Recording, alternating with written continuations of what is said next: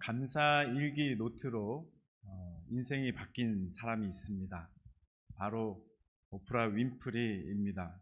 그의 재산이 얼마인가 추정을 하는 걸 보니까요, 3조 원에서 4조 원이라고 합니다.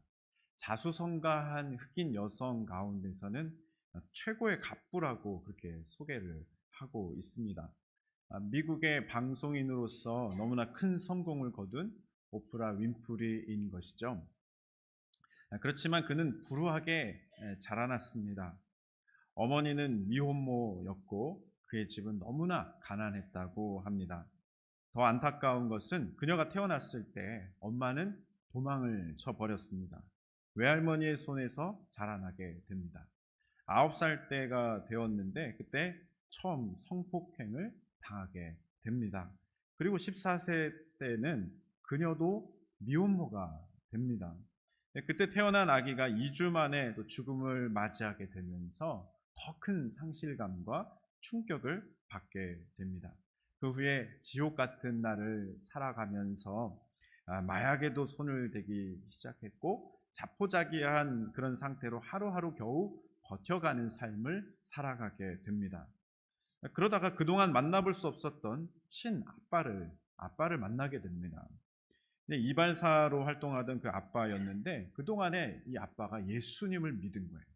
예수님을 믿고 완전히 변화된 사람으로 오프라를 만나러 왔습니다. 그러면서 그때부터 오프라 윈프리를 양육하게 되었는데 그때 이 아빠가 전해준 성경책이 있었다는 거죠. 그래서 그 성경책을 이제 가끔씩 읽다가 하나님의 뜻이 무엇인가를 조금씩 알아가게 되었는데요. 그것을 깨닫고 난 후에 그의 삶이 조금씩 변화되기 시작했다는 겁니다. 그 깨달은 삶은 무엇이었는가? 바로 감사하는 삶이었다고 합니다. 감사가 하나님의 뜻이라고 하는 것을 그가 깨닫게 됐던 것이죠. 데살로니가전서 5장 18절 말씀에 범사에 감사하라, 이것이 그리스도 예수 안에서 너희를 향하신 하나님의 뜻이니라 하셨던 것이죠. 그때부터 그녀는 하나의 중요한 습관 하나를 가지게 되었는데 저녁마다 또 잠들기 전에 감사한 일 5가지씩을 기록해 나갔다고 합니다. 그때부터 지금까지 그녀는 매일 밤 감사한 일들, 그 하루 동안의 감사한 일들을 적어오면서 놀라운 인생의 역전을 경험한 것이죠. 그리고 전혀 다른 삶을 살아가기 시작했다고 고백하고 있습니다. 사랑하는 성도 여러분, 감사하는 삶이 복된 삶인 것을 믿으시기 바랍니다. 에베소서 5장 3절에서 4절 말씀에 보니까요, 성도로서 어떤 삶을 살아야 하는가, 성도로서 어떤 삶을 살아야 하는가 하는 것을 말씀하고 있는데요. 에베소서 말씀 같이 한번 읽어볼까요? 시작. 음행과 온갖 더러운 것과 탐욕은 너희 중에서 그 이름조차 부르지 말라. 이는 성도에게 마땅한 바니라. 누추함과 어리석은 말이나 희롱의 말이 마땅치 아니하니 오히려 감사하는 말을 하라. 아멘. 더럽고 추악한 어떤 모양이라도 성도에게는 합당하지 않다는 겁니다. 그러면서 오히려 어떤 말을 해야 되는가? 감사하는 말을 하라. 감사하는 삶으로 나아가라는 말씀입니다. 하나님의 백성된 성도로서 마땅한 모습이 바로 이 모습임을 알려주고 계십니다. 시편 50편 23절 말씀에 보면 또 이렇게 감사하는 자가 중요함을 알게 해주시는데요. 시편 50편 23절 말씀 보면 감사로 제사를 드리는 자가 나를 영화롭게 하나니 그의 행위를 옳게 하는 자에게 내가 하나님의 구원을 보이리라 말씀하십니다. 감사로 제사 드리는 자가 하나님을 영화롭게 하는 자다라고 명확하게 제시해주고 계십니다. 여러분, 그렇다면 감사로 드리는 제사가 과연 무엇을 말씀하고 계시는 것입니까? 우선 그 감사에 해당하는 우리말을 좀 살펴보도록 하겠습니다. 우리말로는 고마움입니다. 고마움. 잠이 확 깨게 해주셔서 감사해요. 고마움. 예. 이 고마움은 명사로서 고마움께 여기는 마음을 뜻하고 동사형으로는 어떤 뜻입니까? 은혜나 신세를 입어 마음이 흐뭇하고 즐겁다라는 의미가 아니겠습니까? 근데 이제 이런 말을 구약 성경에서는 좀 더 다른 어떤 용법으로 사용하는 것을 보게 됩니다. 감사라고 하는 말을 감사제라고 하는 말에 대한 부분인데요. 감사하다라고 하는 히브리어 동사는 야다입니다. 야다. 야다라는 말이 이제 대표적으로 사용되는 감사하다라는 그런 말인데, 이 말이 문맥에 따라서는 찬양하다, 고백하다 이런 말로 번역될 수 있는 거죠. 근데 이게 하나님께서 받으시는 그 감사가 어떤 것인가라고 하는 것을 나타내 주실 때, 위를 향한 그 대상이 되시는 하나님을 향한 감사만 강조하고 있지 않다는 거예요. 하나님께 드리는 감사의 찬양이 있어야 하겠지만 동시에 동반되는 것이 있는데, 그것은 사람들과 함께 나누는 삶이 동반해야 된다는 것을 말씀하고 있습니다. 레위기 22장 29절에서 30절 말씀인데요. 너희가 여호와께 감사 제물을 드리려거든 너희가 기쁘게 받으심이 되도록 드릴지며. 그 다음은 같이 볼까요? 시작. 그 제물은 그날에 먹고 이튿날까지 두지 말라. 나는 여호와이니라. 어떤 말씀입니까? 하나님께서 기쁘게 받으시는 제사, 그 감사는 이런 모습이어야 된다. 하나님의 법도대로 규례대로 주님 앞에 정결한 예배자로 나와야 하지만, 그 드려진 예물을 가지고 그 다음에는 그 당일에, 그 다음날까지 갈 것 없이 그 당일에 모든 제물을 다 함께 나누어 먹어야 된다는 거예요. 가족들과 먹고 또 주의 종들과 먹고 이웃들과 함께 나누어야 한다. 화목하라 말씀하시는 거죠. 이것이 바로 하나님이 받으시는 감사의 모습이다라고 말씀해주고 계십니다. 세 가지로 정리해 볼 수 있는 거죠. 하나님을 먼저 경외하는 것을 강조하고 계십니다. 그 다음에는 이웃을 배려하는 마음이 있느냐, 그것이 있어야만 하나님이 그것이 기쁘게 받으시는 감사가 된다라고 강조하시고요. 세 번째로는 예배와 말씀을 실천하는 이 삶이 연결되고 있느냐, 연결되어야 한다라고 하는 강조를 이 규례 가운데서 나타내주고 계십니다. 그래서 좀 더 쉽게 얘기한다면, 감사를 나누는 삶이 동반되어야만 주님께서 기쁘게 받으시는 감사의 예배가 된다는 것입니다. 수직적 감사만을 우리가 생각할 것이 아니라 수평적으로도 나눌 수 있는 감사가 되어야 주께서 기쁘시게 받으시겠다, 그렇게 가르쳐주고 계십니다. 그러므로 우리는 한 가지를 깨달아야 됩니다. 감사가 넘치는 삶이 무엇인가? 그것은 특별하게 어떤 한 날만 감사하는 것이 아니라 성도로서 마땅히 매일 누리고 충만하게 하나님 앞에 나아갈 수 있어야 되는 그 삶이 바로 감사의 삶이다.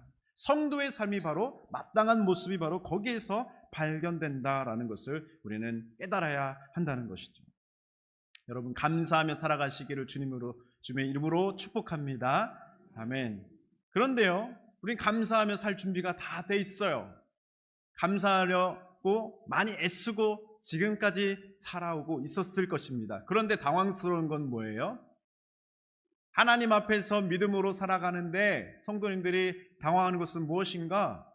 잘 돼야 될 일들이 잘 안 되는 것 같을 때, 하나님이 복 주시겠다고 분명히 말씀해 주셨는데 믿음으로 선택하고 하나님 기뻐하신 일을 선택하고 여기까지 나와왔는데 어떻게 감사할 수 없는 상황으로만 자꾸 들어가는 것 같은가? 그런 일을 만날 때 성도님들이 당황하게 됩니다. 하나님을 믿고 나아갔지만 감사할 수 없는 상황을 만날 때 우리는 어떻게 해야 되는 것입니까? 한번 따라해 볼까요? 지난번 예배 때는 제가 한번 따라해 봅시다 했더니 엄청 당황하시더라고요. 여러분들은 당황하지 않으셨습니다. 감사합니다. 한번 따라해 보겠습니다. 그래도 하나님을 믿고 감사해야 합니다. 너무 잘하셨어요. 한 번 더 우리 마음속에 나의 영혼에 명령하면서 나의 잠든 마음을 깨우면서 한 번 더 말해봅시다. 그래도 하나님을 믿고 감사해야 합니다. 딱 한 분이 안 하셨어요. 여러분, 한 분을 위해서 한 번만 더 해봅시다. 그래도 하나님을 믿고 감사해야 합니다. 여러분, 다른 건 다 잊으셨더라도 이것만은 꼭 기억하고 가셔야 합니다. 오늘 본문 말씀을 보면요, 바울과 함께 했던 그 선교 팀원들이 선한 뜻으로 나아가고 있지만 계속 감사할 수 없는 상황을 만납니다. 첫 번째로 그들이 만났던 어려움은 무엇이었는가? 그들이 이제 소아시아 지역을 향해서 원대한 비전을 품고 제 2차 선교 여행을 떠나거든요. 바울과 함께 원대한 비전으로 지금 튀르키예 지역이지 않습니까? 그 소아시아 지역 전체를 하나님 앞에 올려드리겠다. 복음화 시키겠다. 복음을 이제 이 땅 전체에다 다 전해버리고 말겠다. 아름다운 교회를 온 땅 가운데 세우겠다라고 하는 비전으로 나아갔는데요. 여러 가지 어려움을 겪습니다. 근데 그 가운데서 특별히 오늘 함께 읽은 말씀에서 무엇이 나타나고 있는가? 드로아라고 하는 곳에 이르러서 그 소아시아, 지금의 튀르키예 북쪽 지역으로 넘어가는 그 길로 비두니아 지역으로 넘어가려고 애를 쓰는데 길이 막혀버려요. 더 이상 갈 수 없는 어려움에 처하게 됩니다. 7절에 보니까 무시아 앞에 이르러 비두니아로 가고자 애쓰되 예수의 영이 허락하지 아니하시는지라 말씀합니다. 이런 어려움 가운데서 그들은 당황하게 됩니다. 두 번째로 그들이 만난 어려움은 무엇이었는가? 오늘 함께 읽은 본문 말씀에 보면 빌립보 지역에서 교회를 세우고 그 지역에서 점치는 귀신 들린 자를 만나게 됐을 때 예수 그리스도의 이름으로 그를 고쳐줍니다. 예수 이름으로 명하노니 귀신아 떠나가라, 그에게서 나오라 명할 때 즉시로 그 귀신이 떠나가고 그 여종이 나음을 얻게 됩니다. 선한 일을 했어요. 너무 잘한 일입니다. 하나님 기뻐하실 일입니다. 그런데 그들이 그 일을 통해서 어떤 일을 당하게 됐습니까? 사로잡혀가게 됩니다. 매를 많이 맞습니다. 옷벗김을 당하고 망신을 당하고 감옥에 갇히게 되었습니다. 22절에서 23절 말씀에 보니까 무리가 일제 일어나 고발하니 상관들이 옷을 찢어 벗기고 매로 치라 하여 많이 친 후에 옥에 가두고 간수에게 명하여 든든히 지키라 하니, 범죄자처럼, 흉악한 범죄자처럼 그렇게 죄수처럼 취급을 당하면서 고난을 당하는 모습들 가운데 그들은 당황하게 되었습니다. 이럴 때 어떻게 하는 것입니까? 바울과 선교 팀원들은, 함께 했던 그 전도자들은 감사하기 어려운 상황을 만났습니다. 그런데 그들이 어떻게 했는가를 살펴보니까요, 그럼에도 불구하고 하나님의 인도하심과 역사하심을 믿고 하나님 앞에 감사하기 시작합니다. 감사하고 찬양하고 기도로 나아가기 시작합니다. 그랬더니 기적과 같은 역사가 나타났던 것이죠. 첫 번째로 그들이 만났던 어려움, 그 드로아에서 길이 막혔을 때에 기도로 나아갔을 때 하나님이 환상 가운데 만나 주십니다. 그러면서 새 길로 인도해 주십니다. 마게도냐로 건너가서 거기에서 복음을 전하라 말씀하십니다. 그 말씀을 따라서 마게도냐 빌립보 성에 이르렀더니 거기에서 예배해 놓으신 루디아라고 하는 귀중한 한 여인을 만나게 됩니다. 그곳에서 그를 통해서 그의 가정이 변화되고 빌립보 교회의 시작이 되었던 것이죠. 14절 말씀에 보면 두아디라시에 있는 자색옷감 장사로서 하나님을 섬기는 루디아라 하는 한 여자가 말을 듣고 있을 때 주께서 그 마음을 열어 바울의 말을 따르게 하신지라 말씀합니다. 어려움을 만났을 때 하나님께서 새로운 길을 열어 가시는 것들을 그들이 경험하게 되었고, 바울의 이 선교 사역 가운데서 마지막까지 귀하게 쓰임받았던 빌립보 교회가 탄생하게 되었습니다. 두 번째로 만났던 어려움에서는 어떤 일을 그들이 경험하게 됩니까? 그들이 억울하게 매를 맞고 감옥에 갇혀 있었지만 그들이 하나님을 향한 믿음과 감사를 가지고 기도로 찬양으로 나아갔을 때에 하나님의 큰 역사가 나타나게 됩니다. 옥문이 열리고 매인 것이 벗어지고 억압하던 간수장이 주의 복음을 받아들이고 거듭나게 되는 역사가 일어나게 됩니다. 25절에서 26절 말씀 우리 같이 읽어볼까요? 시작. 한밤중에 바울과 실라가 기도하고 하나님을 찬송하며 죄수들이 듣더라. 이에 갑자기 큰 지진이 나서 옥토가 움직이고 문이 곧 다 열리며 모든 사람의 매인 것이 다 벗어진지라. 아멘. 감사하고 모든 것을 주 앞에 맡겨드리고 믿음으로 주님을 바라볼 때에 하나님이 그곳 가운데서 큰 역사하심을 나타내 주셨습니다. 나중에 누군가는 그들을 만나서 이렇게 질문했을 것입니다. 어떻게 거기에서도 감사할 수 있었습니까? 어떻게 그런 상황에서도 하나님께 맡기며 기도로 나아갈 수 있었습니까? 바울과 실라는 그렇게 얘기했을 거예요. 상황을 본다면 할 수 없었을 것 같습니다. 하지만 그 상황 속에서 기도할 때 하나님이 한 가지 귀한 사실을 깨닫게 해 주셨습니다. 믿음이 있는 자는 항상 감사할 수 있구나. 그것을 깨닫게 해주셨습니다. 그렇게 말하지 않았겠습니까? 감사는 신앙의 문제였다는 사실을 그들이 그런 과정을 통해서 깨닫게 되었던 것이죠. 그러므로 범사에 감사할 수 있는 사람은 누구인가? 그는 바른 신앙인이라는 겁니다. 바른 믿음의 사람이 바로 범사에 감사할 수 있는 사람이다. 그것을 깨달은 바울이 데살로니가 교회를 향해서 말씀을 전할 때에 데살로니가전서 5장 18절 말씀을 전하게 됐던 것이고, 그 소식을 서신서로 보내게 됐던 것입니다. 우리 함께 다시 한 번 더 읽어볼까요? 시작. 범사에 감사하라. 이것이 그리스도 예수 안에서 너희를 향하신 하나님의 뜻이니라. 아멘. 이 말씀은 그들이 이런 모든 어려운 과정 속에서 하나님의 역사하심을 그들이 직접 체험하면서 깨닫게 된 진리였습니다. 사도행전 16장과 17장으로 이어지는 그 사도 바울의 그 제2차 선교 여행 가운데서 그들이 다 깨닫게 됐던 과정들이었던 것이죠. 이 빌립보 교회에서의 선교 사역이 데살로니가로 이어지게 되거든요. 그것이 16장과 17장의 내용입니다. 근데 후에 그 데살로니가 교회 성도들에게 바울이 서신서를 보낼 때에 범사에 감사하는 것, 이 깨달음을 전하고 있는 것이죠. 하나님이 우리에게 원하시는 그 뜻이 바로 거기에 비밀한 뜻이 있음을 그가 깨닫게 되었던 것입니다. 어떤 상황에서도 무슨 일을 만나든지 항상 감사할 수 있는 이유는 하나님을 향한 굳건한 믿음이 있을 때에 가능하다. 그것을 그들이 발견하게 됩니다. 하박국 선지자가 놀라운 선포를 하지 않았습니까? 오직 의인은 무엇으로 살리라? 믿음으로 말미암아 살리라 하시지 않았습니까? 믿음으로 살아가는 그 삶 가운데에서 그가 온전한 하나님의 은혜와 귀한 진리의 말씀을 깨닫게 되어서 하박국 3장에 그가 절정으로 찬양하며 주님 앞에 올려드렸던 부분들이 이렇게 나오는데요. 3장 17절부터 말씀을 보면 비록 무화과 나무가 무성하지 못하며 포도나무에 열매가 없으며 감람나무에 수출이 없으며 밭에 먹을 것이 없으며 우리의 양이 없으며 외양간에 소가 없을지라도, 다음은 우리 같이 보겠습니다. 시작. 나는 여호와로 말미암아 즐거워하며 나의 구원의 하나님으로 말미암아 기뻐하리로다. 아멘. 믿음의 고백 아니겠습니까?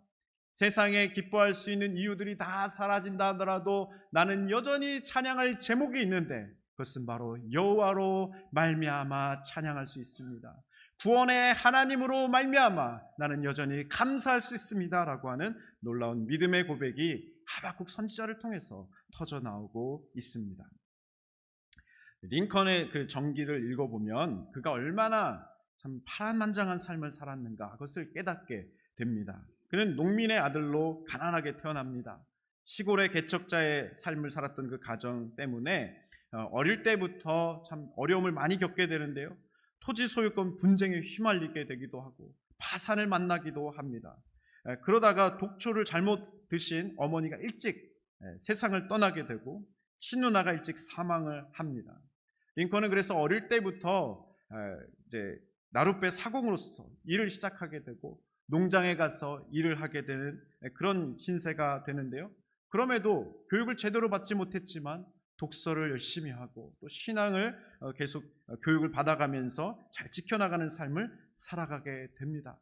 그 가운데서 인정을 받아서 작은 시골 마을에 우체국 국장이 되지만 그가 많은 어떤 어려움들을 다 극복하기가 어려웠던 그런 작은 봉급을 가지고 살아가는 모습이 됩니다. 그런 가운데서 조금씩 모았던 그 자금을 가지고 같이 동업자와 함께 잡화점 사업을 시작하는데요. 얼마 가지 못해서 그것도 파산하게 되고 큰 빚을 지게 됩니다. 또 그때에 약혼녀가 있었는데 일찍 사망하게 됩니다. 이런 과정 속에서 그가 신경쇠약병을 얻게 되고 정신병원에도 들락날락하게 되는 상황이 되었습니다. 그럼에도 불구하고 그는 법률 공부를 합니다. 그러면서 변호사 활동을 시작하게 되고요. 정치에 입문하고 선거에 도전하게 되는데 잘 됐으면 좋겠는데 9번이나 계속해서 참패를 당하게 되었습니다. 그러나 그는 포기하지 않았고 마침내 1806년 미합 중국 16대 대통령이 되었다라고 하는 것이죠. 어떻게 이런 일이 일어날 수 있었는가? 그는 매 순간 하나님의 눈으로 자신의 인생을 새로운 관점으로 바라보려고 노력했다는 것입니다. 매 순간 좌절할 일이 다가올 때 포기하지 않고 그래도 감사할 조건이 무엇인가를 찾아봤다는 거예요. 그리고 그 가운데서 꿈과 비전을 다시 붙잡고 일어났다고 하는 것입니다. 그는 어려운 시기를 만날 때마다 주변 사람들에게 이런 말을 했다고 합니다. 길이 미끄럽지만 아주 낭떠러지는 아닙니다. 감사하는 사람에게는 계속 발전이 있습니다. 사랑하는 성도 여러분, 감사는 신앙의 문제입니다. 바울과 실라가 그것을 깨달았던 것이죠.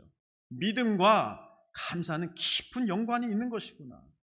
여러분, 우리들도 이 귀한 비밀을 깨닫는 자가 되기를 간절히 바랍니다.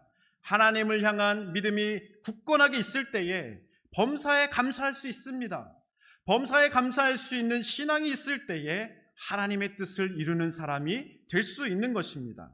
감사할 수 없는 일을 만나더라도 하나님 때문에 감사할 수 있는 믿음의 능력자들이 되시기를 주님의 이름으로 축복합니다.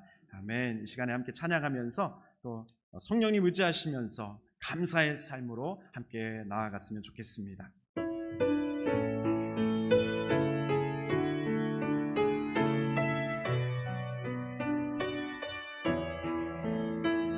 날 구원하신